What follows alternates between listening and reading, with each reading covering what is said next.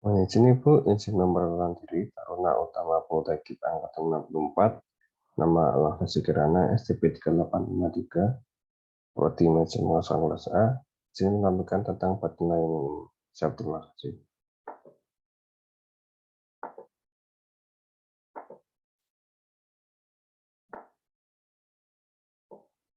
Badan Layanan Umum merupakan bagian tak terpisahkan dari Kementerian Negara. Lembaga kementerian atau lembaga negara yang menyelenggarakan pengelolaan keuangan negara secara mandiri. Walaupun pengelolaan keuangan negara dilakukan secara terpisah dengan instansi induknya, tetap harus diberpatokan pada ketentuan peraturan perundang-undangan yang berlaku. Teori agensifikasi. Teori agensifikasi adalah adanya pemisahan antara fungsi kebijakan atau regulator dengan fungsi pelayanan publik dalam struktur organisasi pemerintah. Fungsi pertama dilakukan oleh kantor pusat kebijakan, sedangkan yang kedua adalah kantor-kantor yang melaksanakan tugas pelayanan. Menurut teori agensifikasi, BLU merupakan agen pemerintah yang memperoleh kewenangan yang berluas, dalam hal antara lain manajemen organisasi, pengelolaan keuangan, maupun dalam hal pelaporan dan akuntabilitas kinerja. Sesuai teori agensifikasi, pemerintah tidak lagi secara langsung berperan sebagai penyedia barang dan jasa kepada masyarakat, khususnya quasi-public goods, namun membentuk agen sebagai operator penyelenggara pelayanan publik yang dalam hal ini diperankan oleh BLU. Dalam hal ini, pemerintah menggunakan agen sebagai panjangan tangan pemerintah yang akan melaksanakan fungsi pemerintah untuk meningkatkan efisiensi dan efektivitas pelayanan publik. Dasar hukumnya antara lain UU Nomor 15 Tahun 2004, yaitu tentang pemeriksaan, pengelolaan, dan tanggung jawab keuangan negara. Yang kedua, UU Nomor 17 Tahun 2003 tentang keuangan negara. Yang ketiga, UU Nomor 1 Tahun 2004 tentang perbendaharaan negara. PP antara lain PP Nomor 74 Tahun 2012, yaitu tentang perubahan atas peraturan pemerintah Nomor 23 Tahun 2005 tentang pengelolaan keuangan badan layanan. PP Nomor 71 Tahun 2010, yaitu tentang standar akuntansi pemerintahan. PP Nomor 8 Tahun 2006 tentang pelaporan keuangan dan kinerja instansi pemerintah. PP Nomor 65 Tahun 2005 tentang pertemuan penyusunan dan penerapan standar pelayanan minimal. PP Nomor 24 Tahun 2005 tentang standar akuntansi. Selanjutnya adalah pembentukan badan layanan umum. Pembentukan badan layanan umum harus memenuhi persyaratan yang telah ditentukan dalam ketentuan peraturan perundang-undangan yang berlaku. Yang kedua, peraturan pembentukan badan layanan umum apabila memenuhi persyaratan substansi, teknis, dan administratif yang dirinci sebagai berikut. 1. Persyaratan substansi terpenuhi ketika instansi pemerintah yang bersangkutan menyelenggarakan layanan umum berhubungan dengan 1. Penyedia barang dan jasa atau layanan umum. 2. Pengelolaan wilayah atau kawasan tertentu untuk tujuan meningkatkan perekonomian masyarakat atau layanan umum. 3. Pengelolaan dana khusus dalam rangka meningkatkan ekonomi atau pelayanan pada masyarakat. 2. Persyaratan teknis terpenuhi apabila A. Kinerja pelayanan di bidang berbasis pokok dan fungsinya layak dikelola dan ditingkatkan pencapaiannya melalui badan layanan umum, sebagaimana direkomendasikan oleh Menteri, pimpinan lembaga, dan kementerian atau lembaga negara sesuai dengan kewenangannya.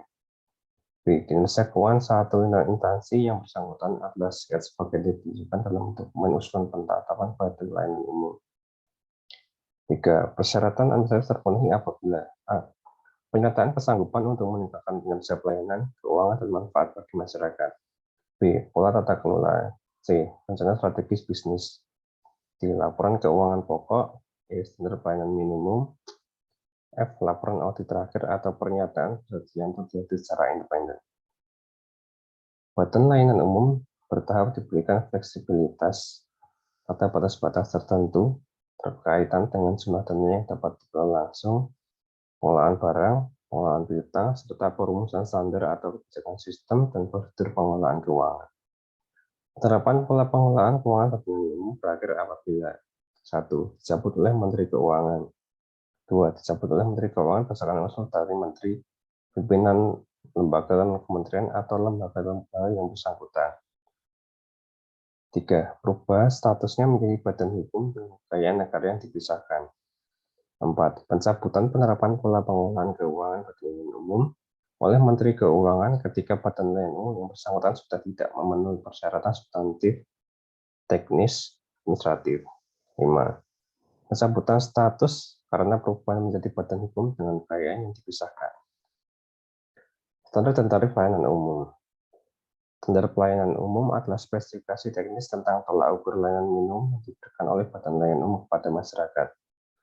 Agar fungsi standar pelayanan dapat mencapai tujuan yang diharapkan, standar layanan Badan Layanan Umum seyogianya memenuhi persyaratan spesifik, measurable, attainable, reliable, dan timely, yaitu 1. Fokus pada jenis layanan, 2. Dapat diukur, 3. Dapat dicapai, 4. Relevan dan dapat diandalkan, 5. Tepat waktu.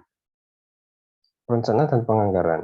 Setiap badan layanan umum diwajibkan membuat suatu perencanaan yang berkaitan dengan aktivitas yang akan dilakukan dalam jangka waktu tertentu. Merupakan barometer bagi badan layanan umum ke depan, sehingga dapat terukur seberapa jauh mana perjalanan atau kegagalan yang dialami dalam jangka waktu yang ditentukan. Dokumen pelaksanaan anggaran. Dalam hal dokumen pelaksanaan anggaran, belum memperoleh pengesahan dari Menteri Keuangan, Badan Umum dapat melakukan pengeluaran paling tinggi berdasarkan angka dokumen pelaksanaan anggaran tahun lalu. Dokumen pelaksanaan anggaran yang telah dipisahkan oleh Menteri Keuangan merupakan atau menjadi lampiran dari perjanjian kinerja yang ditandatangani oleh Menteri, pimpinan lembaga kementerian, atau pimpinan lembaga negara dalam bidang yang bersangkutan. Pendapatan dan belanja. Pendapatan badan layanan umum adalah sebagai berikut. A. Penerimaan anggaran yang bersumber dari anggaran negara. B. Pendapatan yang diperoleh dari jasa layanan yang diberikan kepada masyarakat. C. Hibah tidak terkait yang diperoleh dari masyarakat atau badan lain. D. Hibah terikat yang diperoleh dari masyarakat atau badan lain harus diperlakukan sesuai dengan peruntukannya. E. Bisa kerja sama dengan pihak lain. F. Bisa kerja usaha lainnya. Pendapatan badan layanan umum dilaporkan sebagai PNBP atau KL Kementerian atau pimpinan lembaga negara meliputi pendapatan yang diperoleh dari jasa layanan yang diberikan sebagai masyarakat. B. Hibah tidak terikat yang diperoleh dari masyarakat atau badan lain. C. Hibah terikat yang diperoleh dari masyarakat atau badan lain harus dilakukan sesuai dengan peruntukannya. D. Hasil kerjasama dengan pihak lain. E. Usaha lainnya. Pengelolaan kas piutang dan utang. Dalam rangka pengelolaan kas, Badan Layanan Umum menyelenggarakan A. Merencanakan penerimaan dan pengeluaran kas. B. Melakukan pemungutan pendapatan atau tagihan. C. Menyimpan kas dan mengelola rekening bank. D. Melakukan pembayaran. E. Mendapatkan sumber daya untuk menutup defisit jangka pendek. F. Memakan surplus kas jangka pendek untuk memperoleh pendapatan tambahan. Pengelolaan barang. Pengadaan barang atau jasa dapat siapa yang berwenang bertanggung jawab atas pengadaannya. Bila terjadi kerugian negara akibat dari pengadaan itu dapat diminta pertanggungjawabannya. Kemudian barang inventaris milik badan layanan umum dapat dialihkan kepada pihak lain dan dihapuskan berdasarkan pertimbangan ekonomis. Pengalihan kepada pihak lain dilakukan dengan cara A. Dijual, B. Dipertukarkan, C. Dihibahkan. Penyelesaian kerugian. Penyelesaian kerugian terhadap pengelolaan keuangan badan layanan umum dapat ditempuh dengan cara pengembalian kerugian negara di luar peradilan umum maupun pengawal peradilan. Upaya pengembalian kerugian yang dialami oleh badan layanan umum tidak berbeda dengan pengelolaan keuangan negara yang pada umumnya yang menimbulkan kerugian negara. Akuntansi, pelaporan, dan pertanggungjawaban keuangan. Laporan keuangan badan layanan umum secara tidaknya meliputi laporan realisasi anggaran atau laporan operasional secara laporan arus kas dan catatan atas laporan keuangan serta laporan mengenai kinerja. B. Laporan keuangan unit usaha yang diselenggarakan oleh badan layanan umum dikonsolidasikan dan laporan keuangan badan layanan umum. C. Laporan keuangan badan layanan umum disampaikan kepada Menteri Pimpinan lembaga kementerian atau lembaga negara kepada Menteri Keuangan dan lambat 1 bulan setelah periode pelaporan berakhir. Akuntabilitas kinerja. Tanggung jawab terhadap kinerja operasional badan layanan umum berada pada pimpinan badan layanan umum yang diukur berdasarkan tolak ukur yang ditetapkan dalam rencana bisnis anggaran. Pimpinan badan layanan umum mengikhtiarkan dan melaporkan kinerja operasional badan layanan umum secara terintegrasi dengan laporan keuangan badan layanan umum. 9. Surplus dan defisit. Surplus anggaran pada nilai umum dimaksudkan adalah selisih lebih antara pendapatan dengan belanja pada nilai umum yang dihitung berdasarkan laporan keuangan operasional berbasis aktual pada suatu periode anggaran. Ketika tidak berada dalam keadaan surplus, berarti pada nilai umum mengalami defisit anggaran. Defisit anggaran pada nilai umum dimaksudkan adalah selisih kurang antara pendapatan dengan belanja pada nilai umum yang dihitung berdasarkan laporan keuangan operasional berbasis aktual pada suatu periode anggaran. Defisit anggaran pada nilai umum dapat diajukan biayanya dalam tahun anggaran berikutnya kepada Menteri Keuangan melalui Menteri Pimpinan Lembaga dan Kementerian atau Pimpinan Lembaga Negara sesuai dengan kewenangannya. Tata kelola BLU pada nilai umum diharapkan tidak sekedar sebagai format baru dalam pengelolaan anggaran negara.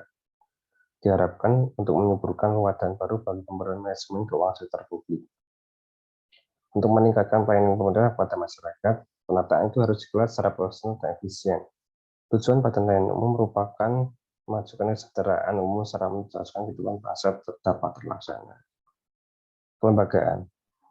Lembaga instansi pemerintah yang merupakan pola pengelolaan keuangan umum yang mengakibatkan perubahan secara kinerja atau struktural menjadi non struktural pada kementerian, lembaga kementerian, atau lembaga negara. 2. Pejabat pengelola. Pejabat pengelola harus berdasarkan atau berpedoman pada peraturan pemerintah yang mengatur pengelolaan keuangan umum, yaitu PP nomor 23 tahun 2005. Dalam arti terdapat perubahan struktur pejabat instansi pemerintah menuju pejabat pengelola dan nilai umum. Pejabat pengelola pada nilai umum.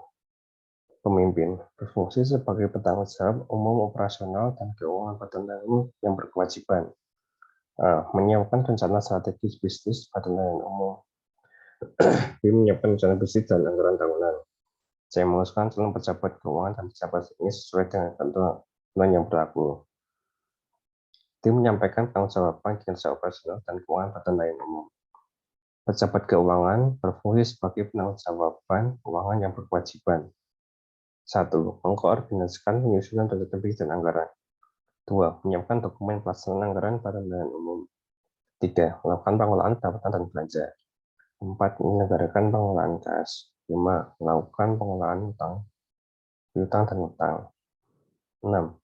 Menyusun kebijakan pengelolaan barang, aset tetap, dan investasi pada nilai umum. 7. Menyelenggarakan sistem informasi manajemen keuangan.